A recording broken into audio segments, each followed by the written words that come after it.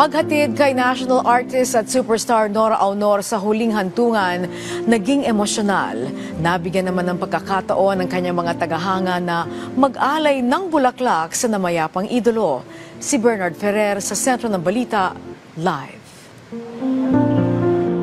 Angelique, naihatid na sa huling hantungan ang national artist na si Nora Aunor dito sa libingan ng mga bayani sa Taguig. Naging emotional naman ang kanyang mga kaanak, kaibigan at mga tagahanga.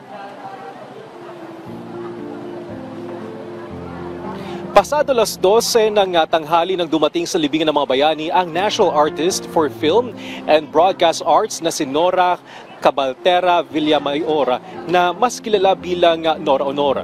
Sinundan ito ng isang marangal na military funeral procession bilang pagbibigay pugay sa yumaong superstar. Sanggan salute ang iginawad bilang bahagi ng seremonya at iniabot naman ang watawat ng Pilipinas sa kanyang anak na si Ian Christopher De Leon.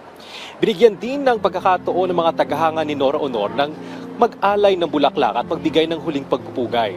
Nagpasalamat naman ang pamilya ni Nora Aunor sa lahat ng nag-alay ng panalangin, pagmamahal at pakikiramay sa kanilang pagdadalamhati. Bago ang libing, isang arrival honors ang idinaos para sa kanya sa Metropolitan Theater sa lungsod ng Manila na sinundan ng isang tribute program bilang pagkilala sa kanyang ambag sa sining. Mula sa kanyang payak na simula sa Bicol hanggang sa kanyang pagsikat bilang kaisa-isang superstar ng Philippine show business, ipinamalas niya kung paano magtagumpay sa gitna ng pagsubok sa pamamagitan ng husay, sipag at kabutihan. Si Nora Aunor na itinuturing na superstar ng industriya ay nagkaroon ng natatanging karera sa pelikula. Lumabas sa mahigit 170 pelikula at tumanggap ng maraming local at international recognition. Noong 2022, pinarangalan siya bilang pambansang alagad ng sining para sa pelikula at broadcast arts dahil sa kanyang mahalagang kontribusyon sa sining at kultura ng bansa.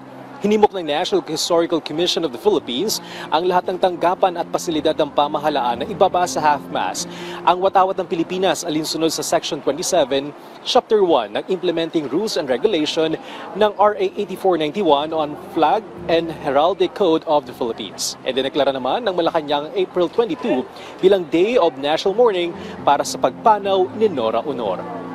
Angelique, sa kasalukuyan, patuloy na nagbibigay ng pagpupugay ang mga tagahanga ni Nora Aunor dito sa libingan ng mga bayani. Bigyan lamang natin sila, Angelique, ng kaunting kaalaman na sa mahigit 50 na national artists ang nakalibing dito sa libingan ng mga bayani. Balik sa Angelique. Alright, maraming salamat, Bernard Ferrer.